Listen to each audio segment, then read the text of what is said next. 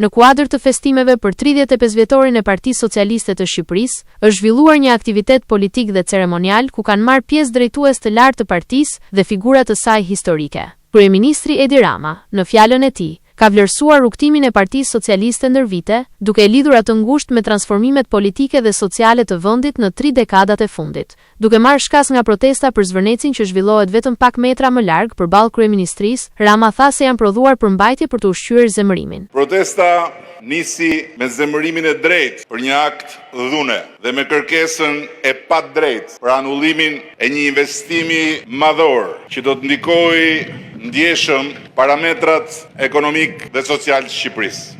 Edhe unë personalisht, po t'isha një qytetar që informohet nga rrjetet sociale, duke dëgjuar dhe parë turlilojet e gjysmë të vërtetave të fryra çdo minutë në vorbullat e kanaleve të dala me tërbim nga shtrati, pelikan të ngordhur, flamingo narrati, ruspa rrafshuese të natyrës, gradacela mbi lagunën dhe mbi Sazan, tabel kufiri e Izraelit mbi një gardh me tela me gjëmba, do kisha dalë në bulevard, i llahtarisur nga gjithë ai apokalips digital. Rama e ka cilësuar Shqipërinë si një amanet të shenjtë, duke theksuar përgjegjësinë e brezit aktual për ta çuar vendin përpara në rrugën e zhvillimit dhe integrimit evropian.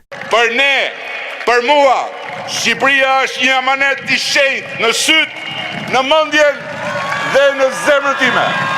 Prandaj jam krenar sot në këtë përvjetor përballë të gjithëve ju.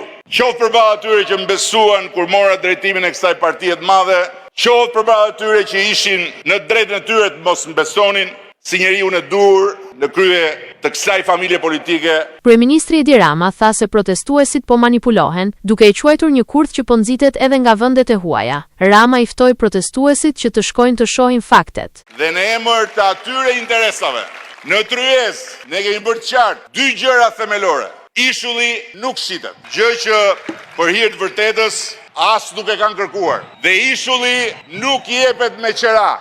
Ishulli është dhe mbetet pronë e shtetit shqiptar. Ndërkohë që shteti kërkon të marrë pjesë si partner në investim dhe kërkon pjesë nga fitimi i investimit për popullin shqiptar. Ai u shpreh gjithashtu se objektivi i përbashkët mbetet avancimi i vendit drejt standardeve më të larta të Bashkimit Evropian, duke përdorur një gjuhë simbolike për të nënvizuar aspiratat afatgjata të Shqipërisë. Ne jemi këtu për Shqipërinë dhe Shqipëria 2030-s do të jetë në Bashkimin Evropian. Shqipëria 2030-s do të jetë vendi për të cilin ne të gjithë do të jemi krenar. Në mesazhin e tij, kreu i qeverisë theksoi se ardhmja e vendit duhet ndërtuar mbi bashkëpunim dhe vizion të përbashkët. Dhe ajo që ne duam të bëjmë me atë investim nuk është një biznes i radhës në plazh në Bregdet, po është një xhevahir që ne duam t'ia vëmë kurorës së Mesdheut në emër të Republikës Shqipërisë, në emër të popullit shqiptar, në emër të gjithë fëmijëve tanë, që kur të dëgjojnë për destinacionet ku të gjithë ata që dalin në bulevard dhe shohin veten në ekran, shkojnë për të bërë pushimet e tyre, t'ju thonë të tjerëve kemi dhe ne Vlorën, kemi dhe ne Zvërnecin,